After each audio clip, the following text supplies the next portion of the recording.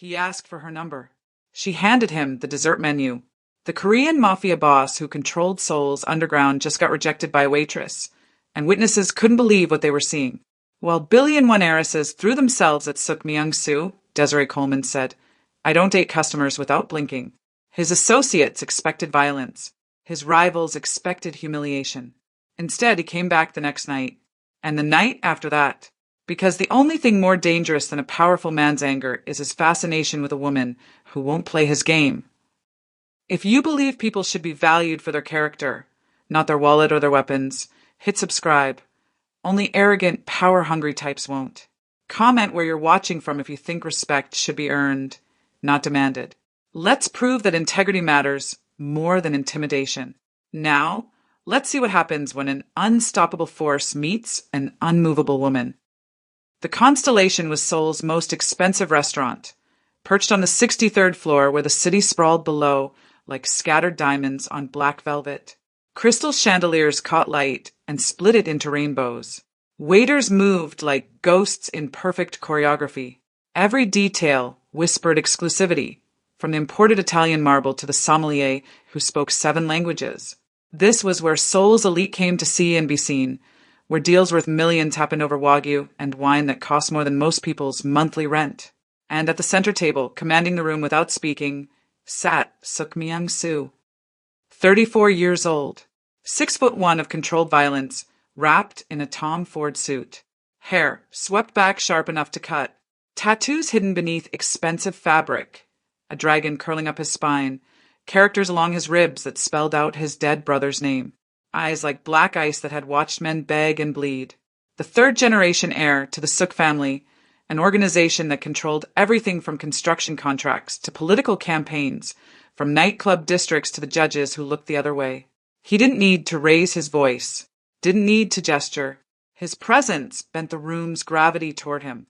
Women watched him from behind wine glasses and false laughter. The socialite at table 7 had worn that dress, specifically hoping he'd notice.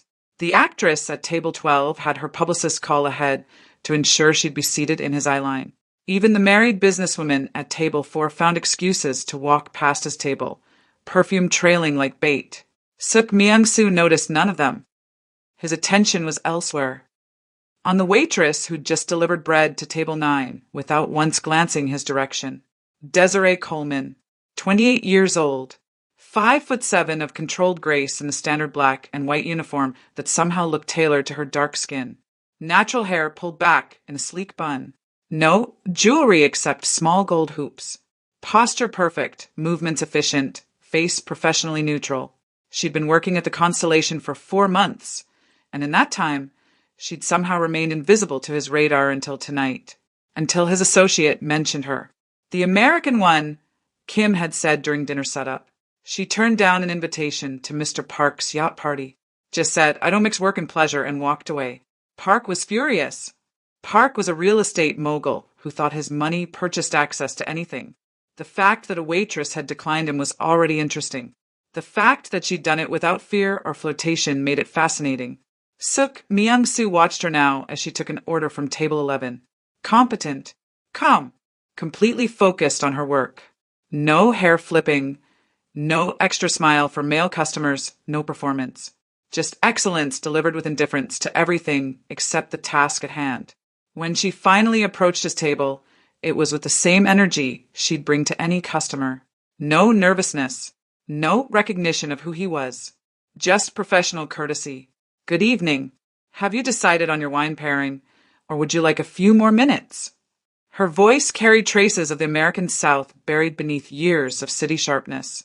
Honey hardened into something that could cut if you pressed too hard. She met his eyes directly, waiting for his answer with the patience of someone who had other tables to manage and no time for games. "What would you recommend?" he asked, voice soft, testing. "That depends on your meal selection and your palate preferences. The sommelier can provide detailed pairings if you'd like expert guidance. Professional deflection. Competent but distant. I'd like your opinion." Now her expression shifted slightly, not flustered but measuring, like she was deciding whether he was wasting her time or genuinely asking. "I'm not a sommelier," she said evenly, But if you're having the aged beef, the 2015 Barolo is excellent. If you want something that won't overshadow the food, the Burgundy is safer. If you want to impress your guests, the Chateau Margaux is expensive enough that they'll assume it's good whether they can taste the difference or not. The honesty landed like slap. His associate stiffened. Across Seoul, people crafted careful compliments around Suk Myung-soo's preferences. No one called out the performance of wealth. No one suggested his guests might not have refined palates. He felt something unfamiliar stir in his chest. Interest. Real interest. The Barolo, he decided. And what brought you to Seoul? She wrote down his wine selection with precise efficiency. The job market. Then she moved to his associate. And for you, sir? No elaboration. No flirtation. No acknowledgement that he'd asked a personal question. She finished taking their orders and walked away, her attention already on the next table. Suk Myung-soo watched her go, noting the way other waiters automatically deferred to her despite her relatively short tenure. The way the hostess checked with her about table assignments. The way she moved through the space like she owned it through competence rather than title. Should I have her replaced? Kim asked quietly, mistaking Suk's attention for displeasure. No. The word came out sharper than intended. I want her full employment file on my desk tomorrow. Kim's eyebrows rose fractionally, but he nodded. In their world, curiosity about a woman usually ended one of two ways, in his bed or in his debt. But something about Desiree Coleman suggested she'd accept neither. The rest of dinner progressed with its usual choreography. Business discussed in coded language. Alliances confirmed over dessert. Money and power redistributed with handshakes and knowing looks. The Constellation staff moved around them like water around stones, essential but invisible. Except Desiree.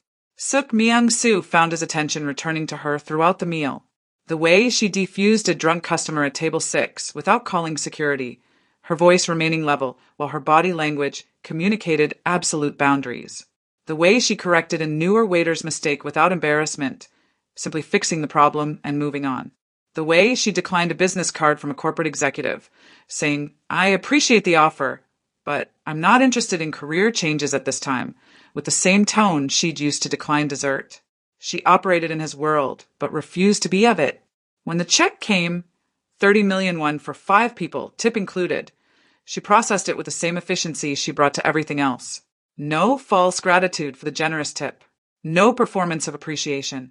Just, thank you for dining with us this evening. Please come again. As if she didn't care whether he did or not.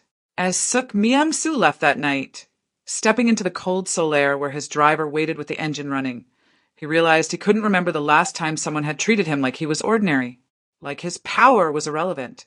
Like money and fear and influence were just noise she'd learned to tune out. It felt like being seen and dismissed simultaneously. He should have been insulted. Instead, he was intrigued. His phone buzzed with the usual messages, reports from his district managers, requests for meetings, confirmations that certain problems had been handled. The machinery of his empire running smoothly as always. Everything in its place, everyone playing their role, except one waitress who refused to play at all. Sir. His driver's voice pulled him back. Where to? Suk Myung-soo glanced back at the Constellation. 63 floors up where lights still glowed golden against the night sky. Home, he said finally, but he was already planning his return.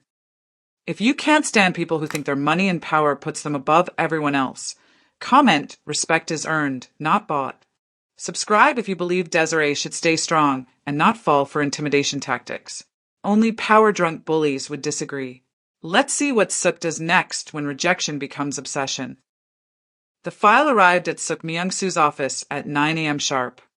Desiree Marie Coleman, 28, born in New Orleans, raised in Atlanta. Bachelor's degree in international business from Spelman College. Worked in luxury hospitality in New York for 3 years before relocating to Seoul 18 months ago. Current residence, a modest apartment in Yongsan-gu. No criminal record. No debt. No apparent vices. Emergency contact. Her mother, still living in Atlanta. The parts that interested him weren't in the official file. She'd left the United States after a relationship ended badly. An engagement broken when she discovered her fiancé had been using her connections to build his career while sabotaging hers. She'd arrived in Seoul knowing only basic Korean, learned the language fluently in 6 months, and worked her way from a small cafe to the Constellation through pure competence. She sent money home monthly, volunteered at an expat community center on Sundays, kept to herself otherwise. She'd built a life from nothing in a foreign country, asking no one for help. Suk Myung-soo found himself reading the file 3 times, looking for weaknesses he could exploit, angles he could work. But Desiree had constructed her world carefully, with no obvious vulnerabilities, no gambling debts, no family members he could pressure, no desperate ambitions he could dangle like bait.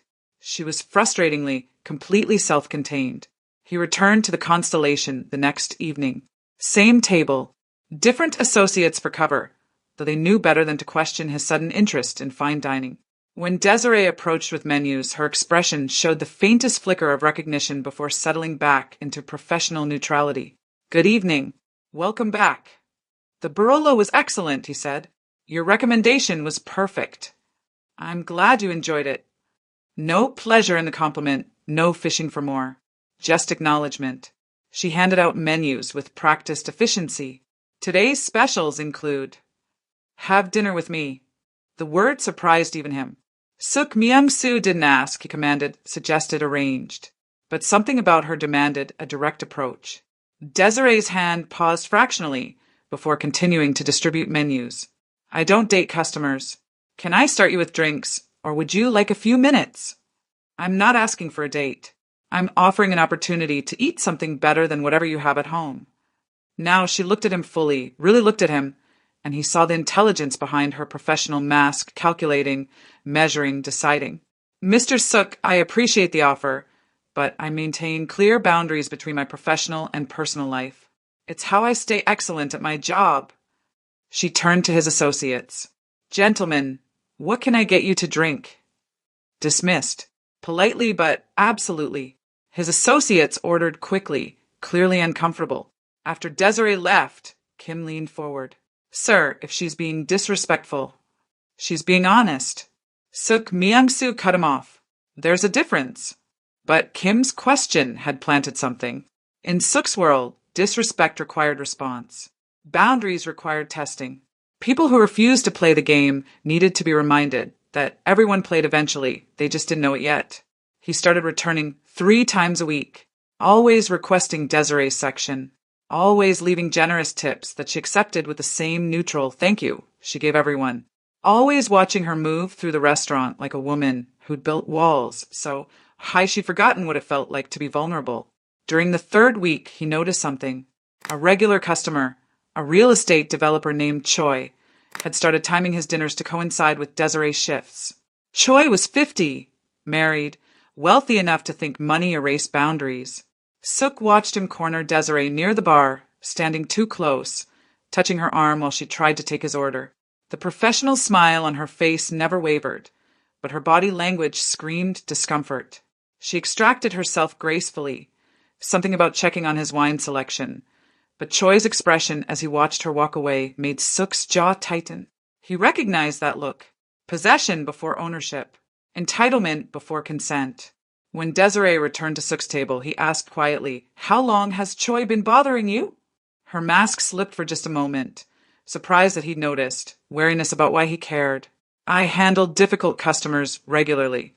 It's part of the job." "That's not what I asked." She set down his wine with controlled precision. 3 weeks. He's persistent, but hasn't crossed any legal lines, so management considers it a customer service challenge, rather than harassment. The bitterness in her voice was carefully contained, but unmistakable. "Would you like it stopped?" Now her eyes met his directly, searching. "Why would you offer that?" "Because I don't like watching predators hunt in my presence." "Your presence?" She almost smiled, but it wasn't warm. "Mr. Suk, you don't own this restaurant. You're just another customer here, same as him." The words should have insulted him. Instead, they cemented his fascination. "Fair enough, but the offer stands."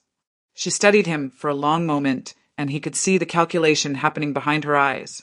Accept help and owe him something. Refuse help and deal with Choi alone. Both options cost her the independence she'd fought to maintain.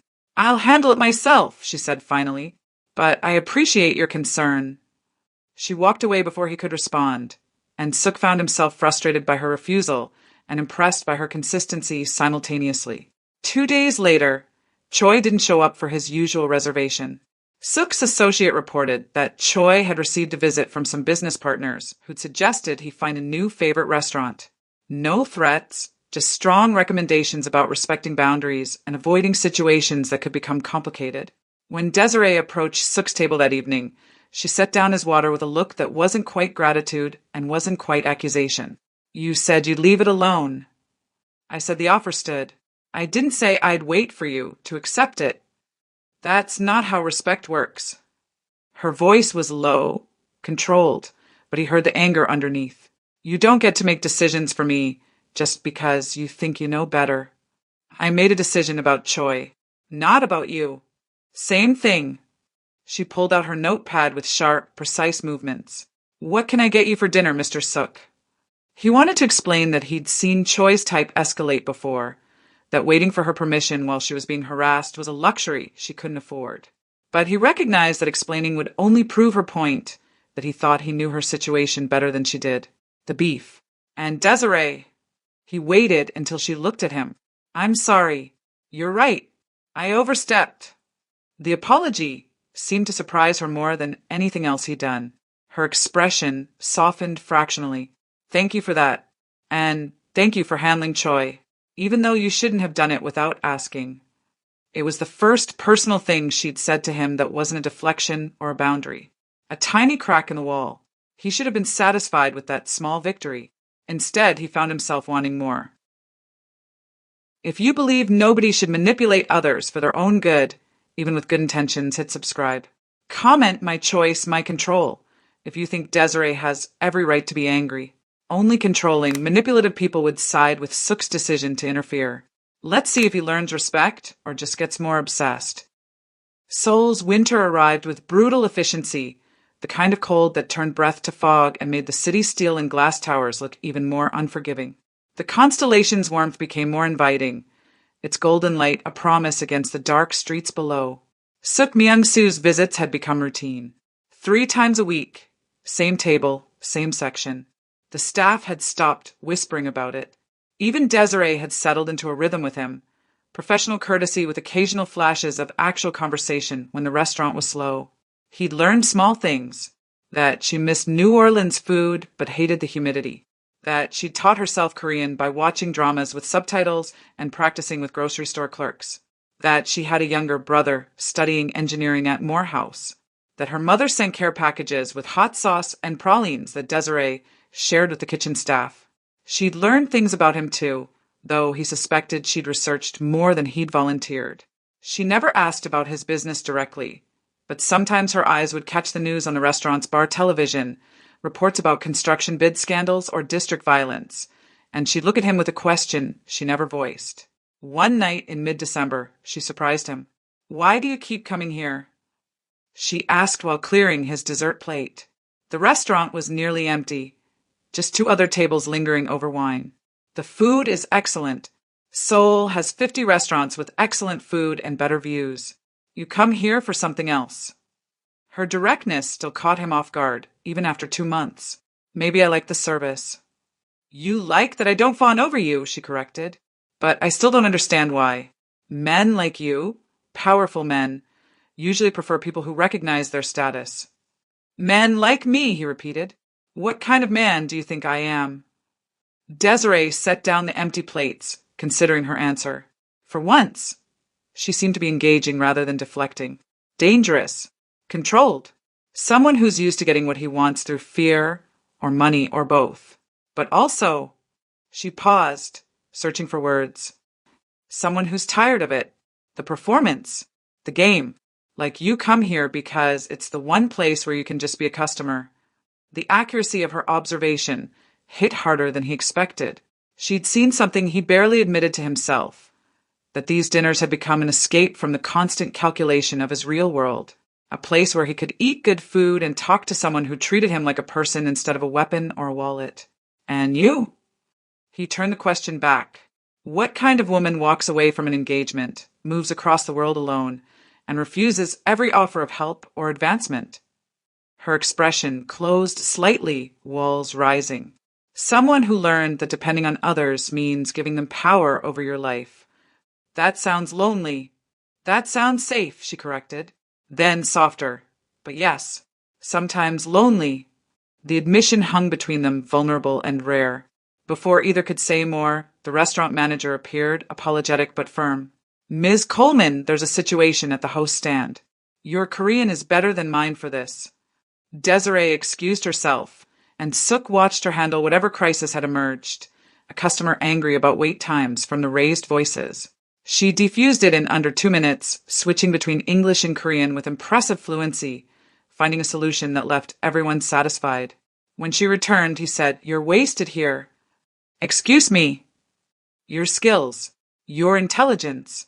You could run this restaurant, not just serve tables." Her smile was sad and knowing. "Mr. Suk, I'm a Black American woman in Seoul. I'm already lucky to work here. Management positions require connections I don't have and trust one haven't earned. I'm exactly where my qualifications and circumstances allow. I could change that." "I know you could." She met his eyes steadily. "That's why I won't let you." "Why not?" "Because then I'd owe you. And the kind of debts powerful men create aren't paid with money." The implication was clear. She thought he was circling toward an eventual proposition, help with her career in exchange for something more personal. It should have insulted him. Instead, it made him realize how many times he'd seen exactly that transaction play out in his world. What if I promised no strings attached? "Mr. Suk, in my experience, powerful people don't do favors without expecting something back. Maybe not today, maybe not next month, but eventually. And I've worked too hard to own my life to give pieces of it away, even to people who might mean well." She was protecting herself from him, from his world, from the corruption that seeped into everything he touched. She was right to. "Okay," he said quietly. "No offers. No interference. Just conversation when you have time." Desiree studied him with those careful, measuring eyes. "Just conversation. Just conversation. Then conversation I can do." She smiled slightly, the first real smile he'd seen from her. "When my shift ends in 20 minutes, the staff usually gets one drink at the bar. You're welcome to join if you want. Fair warning, we mostly complain about difficult customers and debate about food." It was an invitation, freely offered with no obligation attached. The first genuine gesture of welcome she'd given him. Suk Myung-soo felt something shift in his chest, something dangerous and unfamiliar. "I'd like that." That night, for the first time in years, he stayed somewhere not because of business or strategy, but because someone had invited him to simply exist in their presence without performing power or wealth or danger. He sat at the bar with Desiree and 3 other servers, drinking whiskey and listening to stories about kitchen disasters and customer absurdities. No one treated him with fear or special deference.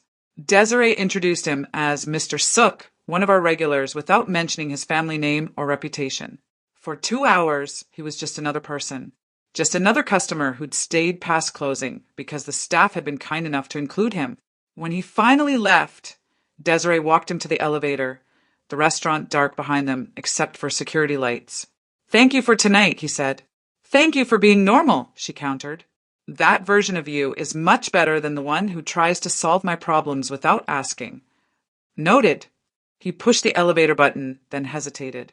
"Desiree, if I wanted to know you better, not as a customer, not through favors or obligations, just as someone interested in who you are, what would that look like?" She considered the question seriously. "Coffee, public places, daytime, equal footing. No gifts, no interference in my job. No using your connections to help me. Just 2 people talking, both free to walk away whenever they want." "That sounds fair." "That sounds safe," she corrected, echoing her earlier words. "Which is the only way this could work, if it works at all." The elevator arrived. Suk stepped in, turned back to face her. "Coffee, then. This Sunday." "This Sunday," she agreed. "There's a cafe in Itaewon. Neutral territory. I'll text you the address." As the elevator descended, Suk Myung-soo realized he'd just agreed to the most powerless position he'd occupied in years, equal footing with someone who owed him nothing and wanted nothing from him. It should have felt like weakness. Instead, it felt like the first honest thing he'd done in decades. If you believe real connections require equality, not power plays, comment equal or nothing. Subscribe if you think Suk should prove himself through actions, not gifts or threats. Only manipulative, entitled people think money and power are substitutes for genuine respect. Let's see if he can actually show up as just a man, not a mafia boss. The Café Desiree chose was everything the Constellation wasn't. Small, crowded, loud with student conversations and espresso machines. No one looked twice at Suk Myung-soo when he walked in. His expensive coat and carefully styled hair just made him another wealthy soul resident grabbing weekend coffee.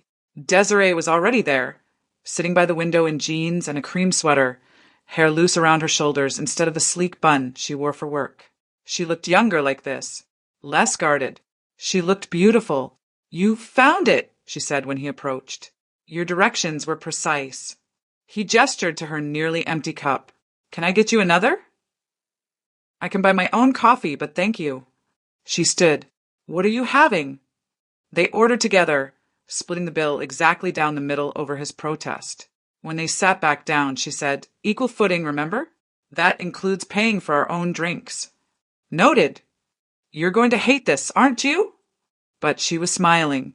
All the normal, equal, nobody treating you special parts. "I'm willing to find out." They talked for 3 hours.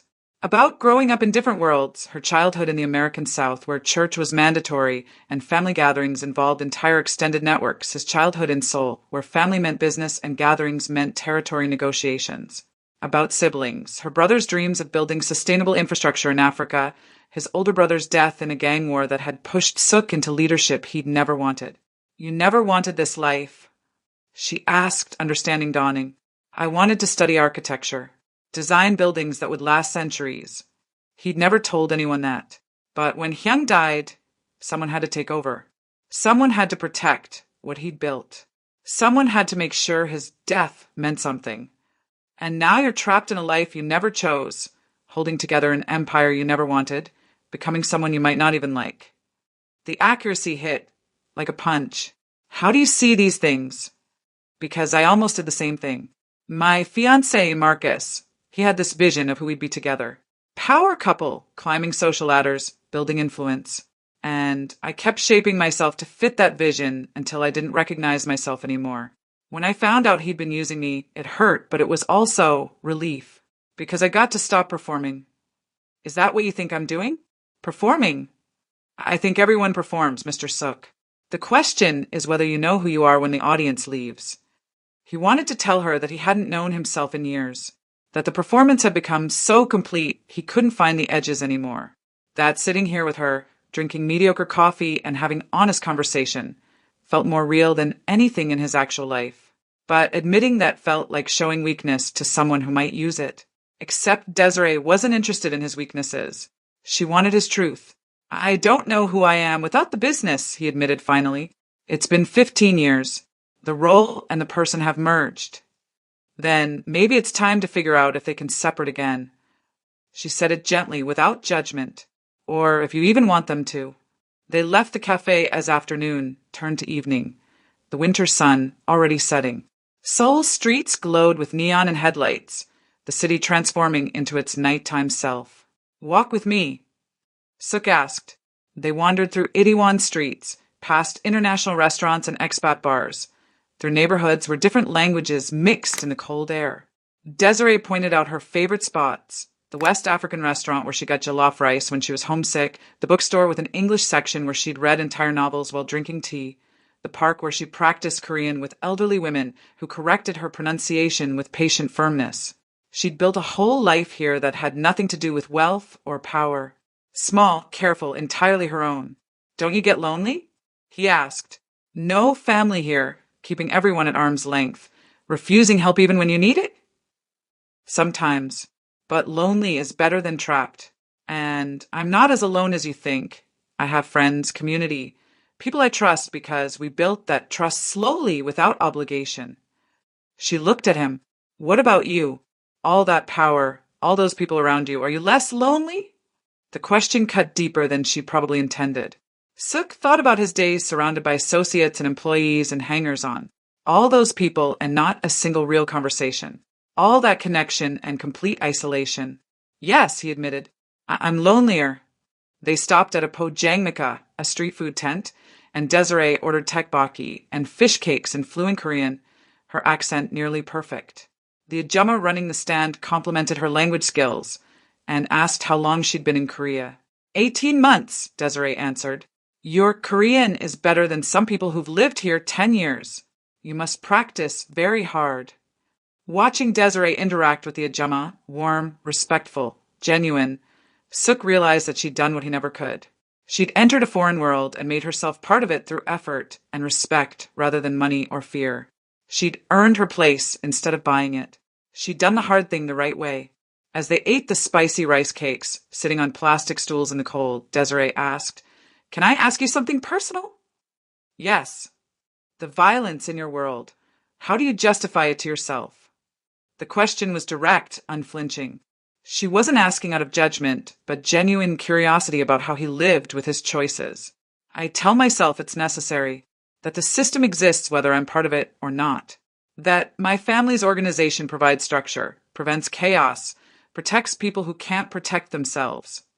He met her eyes. "But honestly, sometimes I don't justify it. I just do what's necessary and try not to think too hard about whether necessary is the same as right." "That sounds exhausting." "It is."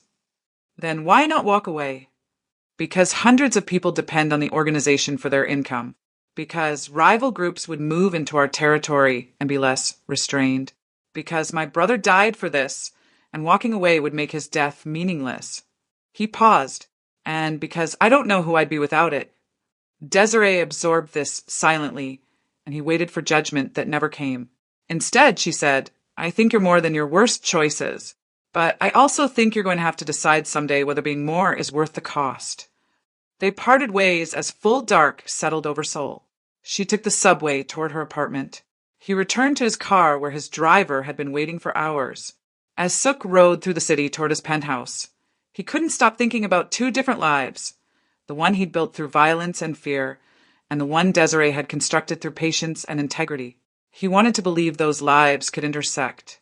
But intersections were just places where different paths briefly touched before diverging again, and he was starting to realize that might not be enough. If you believe people should be judged by their choices, not their circumstances, comment, "Your choices define you." Hit subscribe if you think Suk needs to do better, not just feel bad about his life. Only people who make excuses for toxic behavior would disagree. The real test is coming. Let's see what he does when his two worlds collide. The call came at 2 a.m. on a Wednesday in January. Suk Myung-soo was still awake, reviewing territory reports in his home office, when his phone lit up with an unfamiliar number. He almost didn't answer. Unknown numbers at this hour usually meant problems he'd have to handle with violence. But something made him pick up. "Mr. Suk." Desiree's voice, tight with controlled fear. "I'm sorry to call so late, but I didn't know who else. Someone's following me." He was already standing, already reaching for his coat. "Where are you?" "Walking home from the restaurant. I took a different route because I felt like, and there's a man. He's been behind me for 4 blocks. When I cross the street, he crosses. When I speed up, he speeds up.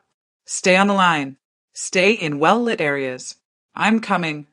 He was already heading for the door, phone pressed to his ear. "What's your exact location?" She gave him the intersection. 12 minutes from his apartment. He made it in 7. When he found her, she was standing under a convenience store's bright lights, phone still to her ear, eyes tracking a figure in a dark jacket who'd stopped half a block away, pretending to look at his own phone. Suk approached her slowly, visibly, making sure both she and her follower could see him. "Desiree." The relief on her face was immediate. "Thank you for coming." He positioned himself between her and the man, making his presence unmistakable. The figure in the dark jacket looked up, recognized something in Suk's posture or face, and quickly walked away in the opposite direction. Just like that, the threat dissolved. Desiree exhaled shakily. "I feel ridiculous.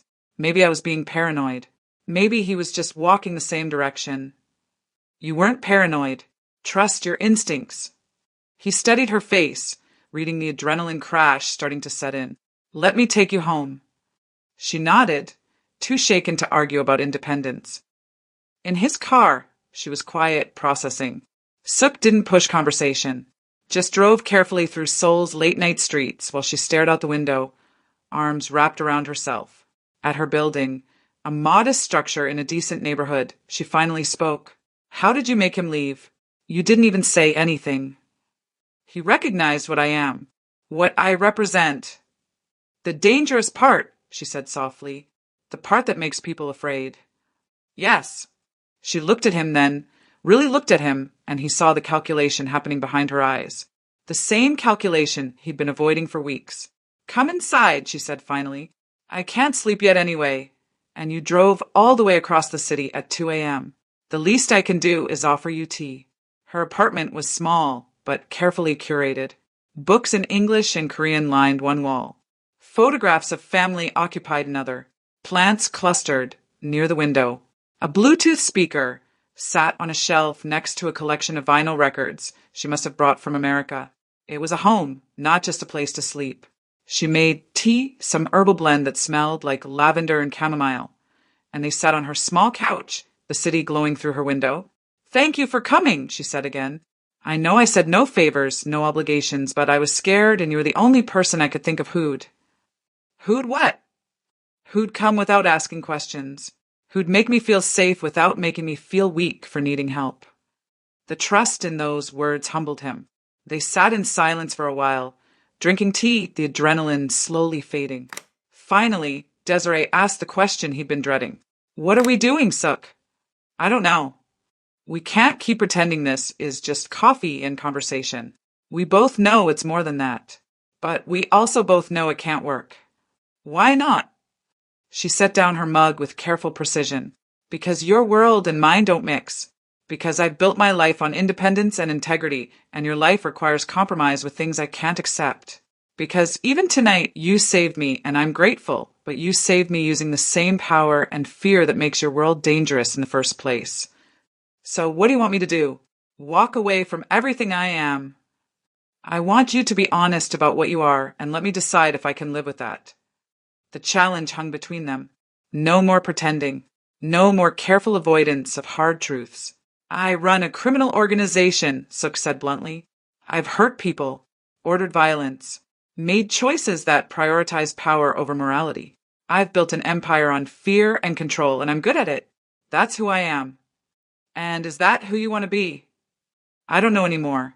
Before I met you, I didn't question it. It was just survival. But now... He gestured helplessly at the space between them. Now I see what life looks like when it's built differently, and I can't unsee it. Desiree's eyes were wet, but no tears fell. I can't save you, Suk. I can't be your redemption or your escape or your proof that you're still a good person underneath all the violence. That's not fair to either of us. I'm not asking you to save me. Then what are you asking? He didn't have an answer. What did he want?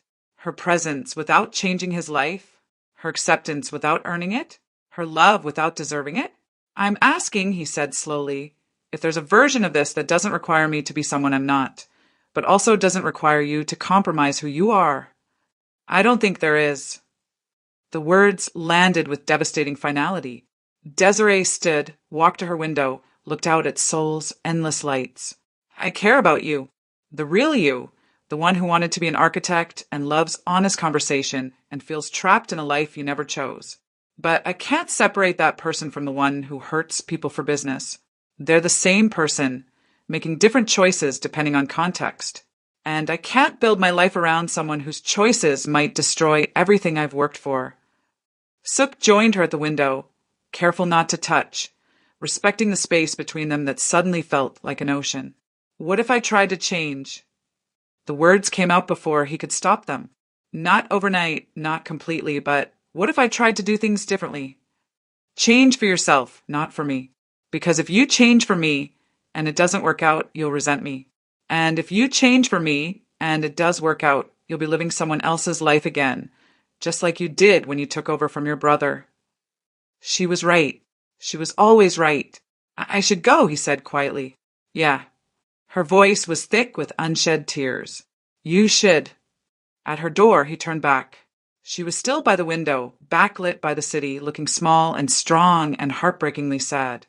Desiree. Yeah. Thank you. For seeing me. For being honest. For not letting me hide from who I am.